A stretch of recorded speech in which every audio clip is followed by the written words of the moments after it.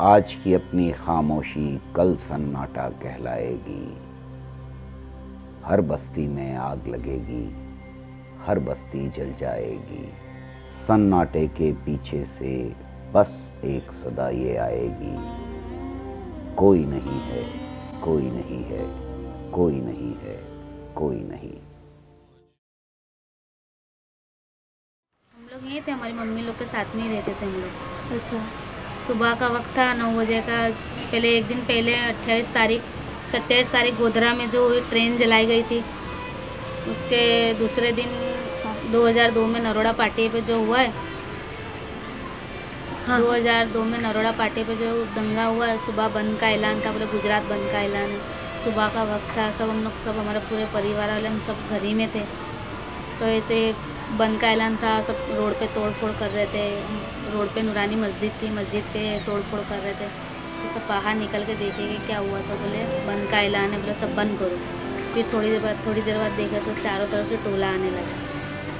तो फिर जैसे हमारे वहाँ की पब्लिक बाहर जाती थी, तो ऐसे यानी पुलिस वाले टीयर गैस छोड़ते थे, पुलिस वालों ने हमारे पे हमला करे। ऐसे ही चारों तरफ से यानी हम लोगों को ऐसे भगाए करते थे हम लोग।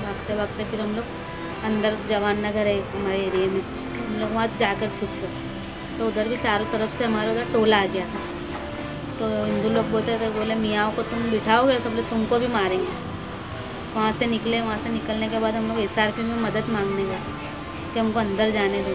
तो SRP वालों ने बोले ये जो गोधरा में जो हुआ है, ट्रेन जो जली है, जैसा उनका हाल हुआ है ऐसा तुम्हारा हाल होगा। बोले आज तो तुमको हर हाल में मरना है। ये पेपर हमको दिखा के उन लोग मारते थे। फिर अगर वो पुलिस वाले हमको अंदर जाने देते SRP में, तो हमारे परिवार वाले नहीं मरते। हमारे परिवार वाले के साथ और भी परिवार थे, यानी बहुत लोग और भी थे।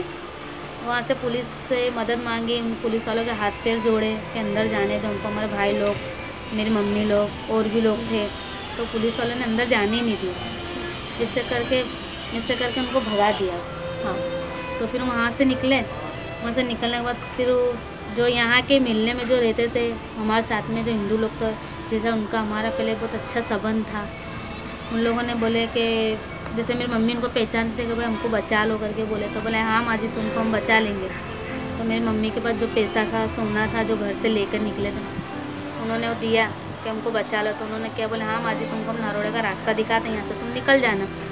तो जैसे निकलने लगे ना, उन्होंने पैसा वैसा सब ले लिया और इशारा कर दिया सामने टोलो। उन्होंने आके तुरंत पेट्रोल डाल के आग लगा दी। 2 महीने का मेरा भतीजा था नदीम, उसको भी गोद में से छीन के जिंदा आग में डाल दिए।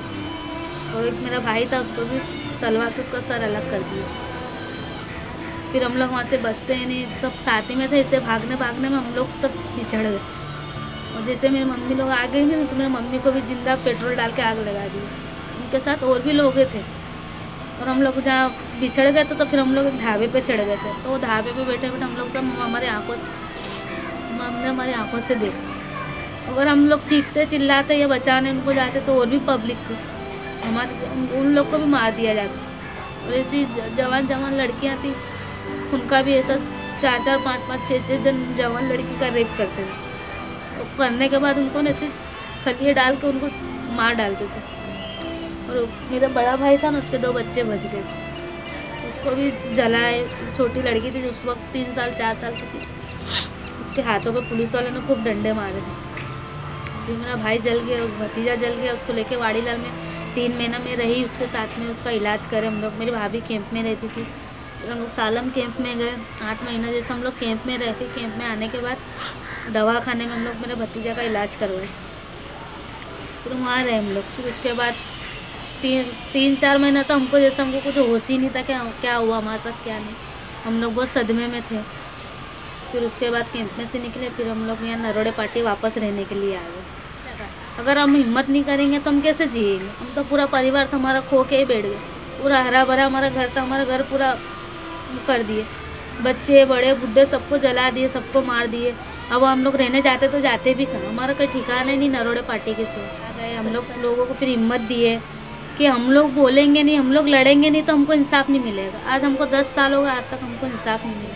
10 साल में हमने जो फिर कैंप में से हम लोग निकले, जो ऐसे लोग थे जो बहुत डरे हुए लोग थे, मैंने उनको हिम्मत दी कि हिम्मत रखने का, जो हमारे साथ हुआ ऐसा किसी के साथ ना हुए। तो जो मैं जानती थी 5 लोगों को नाम आरोपी लोग का लिखा ही हूँ।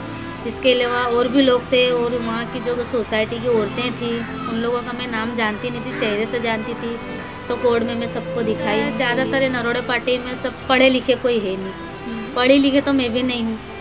जैसे कोई का कुछ दवाई ववाई का काम होता है, कहीं हॉस्पिटल जाने का होता है, जैसे यहाँ बहुत जिसको कोई मालूमात नहीं होती है, जैसे हम बाहर फिरते हैं, जैसे सिविल हुआ, जैसे वाड़ीलाल हो गया, कहीं जाने का, कोई का राशन कार्ड बनाना हो, कुछ ऐसे काम होता है, तो ऐसे सब काम में मैं जाती हूँ। जिसको नहीं मालूम होता उनका काम करवाती हूँ। दवाखाने का नहीं मालूम पड़ता है तो दवाखाने लेके जाती हूँ। और जो स्कूलें हैं, जो स्कूलों में बच्चे को पढ़ाने के लिए लोग डरते हैं कि बोले मुसलमान के बच्चों को हम लोग भेजेंगे तो कोई हमारे बच्चों को मारेगा, तो उनको मैं हिम्मत दिलाती हूँ कि जो हो गया हो गया। अब तो हम तो यही चाहते हैं, चाहे हिंदू हो या मुसलमान हो, सब भाईचारा बन के रहे। जो हमारे साथ हुआ है 2002 में, ऐसा किसी के साथ ना हो, हम तो यही चाहते हैं। 2002 में हमारी सब रोज़ी छूट गई थी, बेकार हो गए थे, फिर भी हमने हिम्मत करी, मजदूरी करी, जहाँ जहाँ जाने का होता था हम हमारा खुद का पैसा नहीं लगाते थे। हम तो ये चाहते थे जब हमारा सब ख़त्म ही हो गया हम किसी के काम आवे। तो हमसे कोई सवाल करता है तो हमको तो ऐसा लगता है ये अभी का माहौल है। आज हमारा पूरा परिवार ख़त्म हुआ, कैसे हम भुलावे हमारे परिवार को। हम तो जो रह रहे नरोड़ा पार्टी, हम तो ये हम न्याय मिले, हमको इंसाफ मिले। हमको यहाँ इंसाफ नहीं मिलेगा तो हम दिल्ली सुप्रीम कोर्ट तक हम जाएंगे। जिस तरह से और 2002 और 2012 10 साल के बाद जितने भी हिंदू मुस्लिम बहनें हमारे साथ हमारा काम देखते हुए, कदम मिलाते हुए आगे, पहले हमको आगे करते थे कि आप आगे जाओ हम साथ हैं, नहीं चलना है तो हम साथ साथ चल सकते हैं, वैसे करके जो बाहर निकले हैं वो बिल्कुल उसका घर, फैमिली, कम्युनिटी और फिर बाहर रास्ते पे आई है। मैंने देखा कि मेरे से कई ज़्यादा लोग पीड़ित हैं। कोई ने अपने घर का कोई खोया है, किसी ने क्या खोया है, कोई के मानसिक इफेक्टेड हुई है, एक भाई पागल हो गए थे, काफ़ी सारा देखा। बहनें रो रही थी तो मैंने बोला कि क्यों नहीं मैं एक अपने आप को भी संभालूँ और लोगों को भी संभालूँ। फिर तो मैं इन लोग के साथ लगातार धरना, रैली, कोटा में भी साथ दिया, अभी पुलिस स्टेशन में भी कहीं भी होती है तो मैं चली जाती हूँ। फिर 2002 के दंगों के पीड़ितों के साथ जो हो रहा है, ये सारी चीज़ें क्योंकि एक बेदारगी आ गई तो फिर जब से कंटिन्यूटी से ये सारे कामों में लगे हुए हैं हम लोग। उनको देख के मुझे ऐसा महसूस हुआ कि भाई ये बहनें जो आई हैं, जो बच्चे आए हैं, एक दूसरे से बिछड़ गए हैं, जिन औरतों को रास्तों में बच्चे पैदा हो गए थे, जो औरतें दर्द से तड़प रही थी, उसके लिए मुझे ऐसा लगा कि उनकी मदद करना चाहिए। ऐसा नहीं है कि हम किसी को सलाह दें और वो हमारी सलाह पे वो डिपेंड रहेगी, वो खुद ये नहीं कि अब सामना भी कर सकती है, कैसे पुलिस का भी सामना कर सकती है। तालीमी ट्रेनिंगों के अंदर सब बहनें आकर उन लोगों के अंदर बहुत सारा बदलाव है और बहुत सारी इनके अंदर इतनी हिम्मत और ताकत है। जो बहनें मतलब वो ऐसी थी कि वो नहीं मानती थी हम घर से बाहर नहीं निकलेंगे, हमारे साथ जो भी हुआ वो बहुत गलत किया है। उसकी जो मेंटालिटी थी मतलब वो थोड़ा थोड़ा बातचीत करके हमने मतलब बाहर आने के लिए, और वो बाहर आने लगी थी, हमारी मीटिंग को भी आती थी। तो मैं बहुत डरती थी कि नहीं तू है ना, मुझे अहमदाबाद बस स्टैंड बस में मुझे बिठाना आना पड़ेगा जी, मैं यूँ सोचती थी। तो फिर वो मेरे को बस में बिठाने आती जब भी मैं जुआपुरा तक जाती जी। अभी कहीं भी किधर भी कुछ होता है तो सबसे पहले मैं आगे बढ़ती। आप आगे बढ़ते हो? किसी से भी नहीं डरती, पुलिस हो किसी से कोई हमसे सवाल करता उसको हम किस तरीके से जवाब दें, वो भी हमें जागृति आ गई है कि हम वो ऑफिसर उससे कैसे बात की जाए। जो मुस्लिम समाज के लोग जो इफेक्टेड थे, जो वहाँ कहीं कहीं से जहाँ से भी वहाँ कैंप में आके रहे थे, तो उनको जो साबुन चाहिए, तेल चाहिए, जो भी मतलब लोगों से बाहर से जो आती थी चीज़ें तो वो इनको पहुँच जावे, इनका वितरण करना था। वहाँ से हमने आगे वानी लेके मैंने खुद नहीं मतलब जिस टाइम पे कुछ पगार वसा नहीं था मगर ऐसा कि सबको मिलना चाहिए और सबको खाना भी मिलना चाहिए, जहाँ खाना पकता था। अच्छा उनके पास से काम भी लेना, क्योंकि 2000 पब्लिक थी तो 2000 पब्लिक का खाना भी पकवाना। वो लोग भी अभी घर के लोग भी मतलब इतने अवेयरनेस हुए हैं कि नहीं ये जो काम कर रहे हैं और हमको भी इनके साथ जुड़ना चाहिए और इनको सपोर्ट करना चाहिए। और बिल्कुल ये जो अवेयरनेस वाला काम है हम सबको मिलके एक संगठन की तरह हमको ये काम को आगे ले जाना है। मेरा घर जब टूट गया कर दिया, आज मैं खुद दंगे की शिकार बनी, तो मुझे इन दूसरी मुस्लिम बहनों को मेरे को अंदर नहीं रखना है, मेरे को इनके साथ काम करके मेरे को बाहर निकालना है। की शुरुआत करी, मेरे अगले साथी ने बता दिया 2006 में 2006 में हमने निशा की शरबत की थी, वही हमारी बातें अंदर निकल रही थी, हमारे साथ ऐसा हुआ ऐसा हुआ, तो हमें बोला था ऐसा हुआ अब नहीं होगा, इसके लिए अपने कुछ करना है। करेक्ट। तो हम कैसे करेंगे, वो हम सबको मिलके करना है, हम अकेले करेंगे तो नहीं बनेगा। तो हमारे साथ हम दलितों को भी कभी कभी प्रोग्राम में जोड़ते थे और मुस्लिम भी, दोनों लोग। जिस तरीके से हमने युवाओं के साथ भी काम किया, उनकी भी सोच बदलने की लगातार हमने कोशिश की है और उसमें हमको सफलता भी मिली है। शुरुआत हो रहा है कि हम एक समाज से एक नया समाज बनाए बदलने की कोशिश करें, क्योंकि हमको एक घर बनाने के लिए ईंट रेती मिट्टी की ज़रूरत होती है, तब जाके तो हमारा घर तैयार होता है। लेकिन हमारा सपना रहता है कि एक दिन हमारा मकान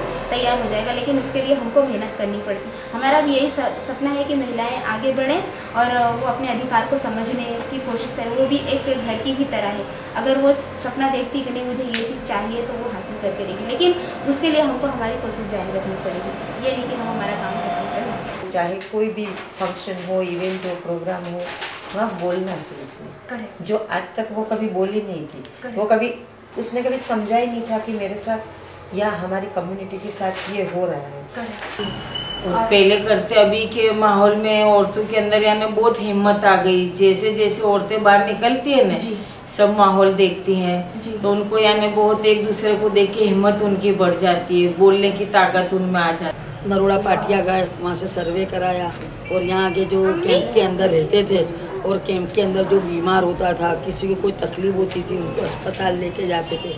उनको आश्वासन देते थे कि भाई घबराओ मत, मालिक ने तुम्हारा बुरा करा, मालिक अच्छा करेगा। जो हमारा हॉल है वहाँ जाके सब महीने 2 महीने एक मीटिंग्स रखते हैं और शिक्षण के बारे में, रोजगार के बारे में किस तरह से परिवर्तन लाना, वो सब बहनों को समझाते हैं। हिंदू मुस्लिम सब बहनें आती है। कि जैसे वहाँ कैंप लगा, सब पीड़ित लोगों को ला के वहाँ पे किफायत नगर जैसे पाटिया पे कैंप लगा था, वहाँ पे पीड़ित लोगों को ला के रोकते थे। इनके यहाँ खाना पकाने के लिए सब मदद के लिए मैं जाती, सुबह में जाती, शाम को आती। अभी हमने भिलोड़ा में 2000 बहनों का संगठन बनाया, उनके एसएचजी ग्रुप खुलवाए हैं, उनके आई कार्ड निकाले हैं भारत सरकार के हैंडीक्राफ्ट के, और अब उनके लिए आगे हम काम करना चाहेंगे। घर है होकर भी बेघर है, ऐसा ही वो वहाँ हुआ था। उस पर एक नाटक बनाया था, तो वो मुसलमान पर पूरे नाटक बना था। वो नाटक पूरे एसटी लोगों को, 40 गांव है नामड़िया के आजू-बाजू, तो उसको सब लोगों को बताया था हमने।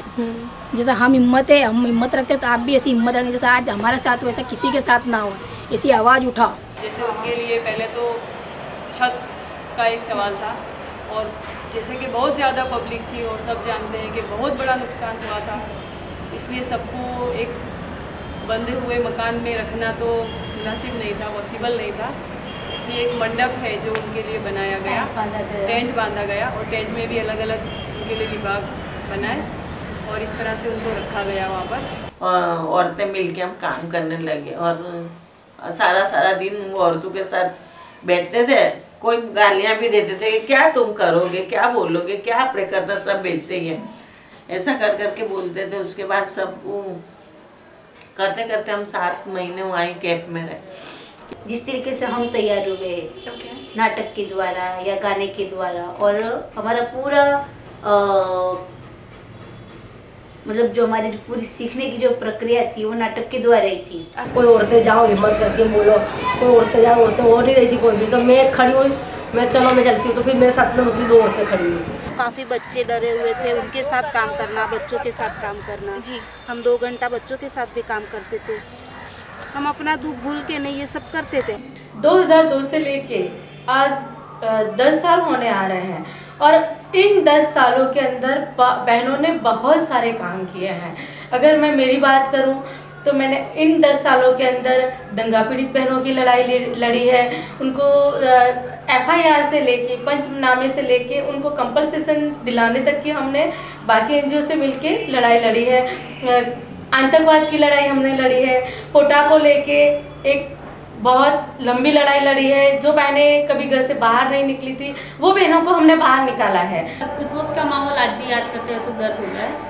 फिर मुझे ये लगा कि क्योंकि मैं एडवोकेट हूँ तो मुझे वो कुछ दिमाग में लगा कि ये सब तो हो रहा है, रिलीफ भी आ रहा है, लेकिन जो लीगल पर्सपेक्टिव जो होना चाहिए, लोगों की जो कंप्लेंट लॉन्च होनी चाहिए, उनकी प्रॉपर्टी डैमेज हुई है, लोगों के साथ नाइंसाफ़ी हुई है, तो वो हो रहा है कि नहीं। तो वहाँ का फिर जो रिलीफ कैंप को संभालता था वो मैनेजमेंट से मैंने जाके बात की, उन्होंने बोला नहीं हम लोग ये सब रिलीफ का कर रहे हैं, तो और कुछ नहीं हुआ है। तो फिर मैंने बोला कि आप मुझे एक कोना दे दीजिए ताकि जितने भी सारे लोग हैं तो कैंप में उन लोगों को पकड़ पकड़ के लाइए और उनसे मतलब जो भी हुआ उनके साथ तो सबकी कंप्लेंट हम लोग बाकायदा लिख के भेजेंगे। पर ऐसे परिवार कि जो घर में है और दंगों की वजह से घर के बाहर नहीं निकल रहे हैं, जिनके यहाँ खाने पीने के नाले पड़ रहे हैं, ऐसे परिवारों को हम लोगों ने ऐसे माहौल में जहाँ ये सारे दंगे हो रहे थे उसके बावजूद भी मैं खुद इन सारी बस्तियों में जाके इनको अनाज जो है वो रिलीफ के तौर पे दिया गया था। कैंप में काम किया जी, बहनों के साथ कंपनसेशन का ना, ये सब लाइवलीहुड न, विधवा सहाय का ना, ये सब काम किया, मकान सहाय के अंदर काम किया जी। वहाँ हम जुआपुरा में जाते थे, जो बेघर हो गए थे उसको हम किट दिलाते थे, बर्तन की या कंपनसेशन दिलाते थे, सब दिलाते थे। इनका सपोर्ट की वजह से आज महिला बहुत आगे है, जैसे कि वो हमसे मिले और हम उनसे मिले, उनके साथ से और उनको देखकर हमारा प्रोत्साहन बढ़ता है जी। ऐसा ही चलता रहा तो कभी ऐसा दंगे फसाद होगे भी नहीं और एकता बढ़ती रहेगी। जब अक्खा हाथ बन जावे तभी काम बनता है, पर इसके लिए सबको जागना पड़ेगा और सबको आवाज़ उठानी पड़ेगी।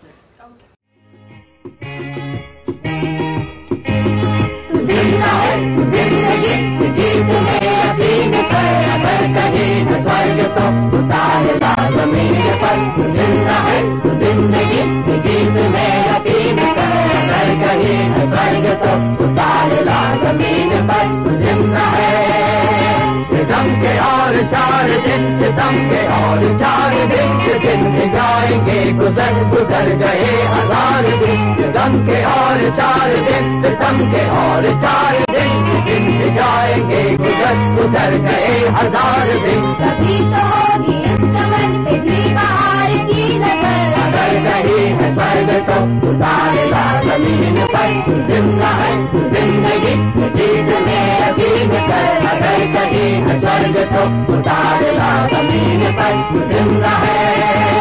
सुबह हो शाम के रंगे हुए गगन को चूम कर, तुम जमीन खा रही है सबसे झूम झूम कर। सुबह हो शाम के रंगे हुए गगन को चूम कर, तुम जमीन खा रही है सबसे झूम झूम कर।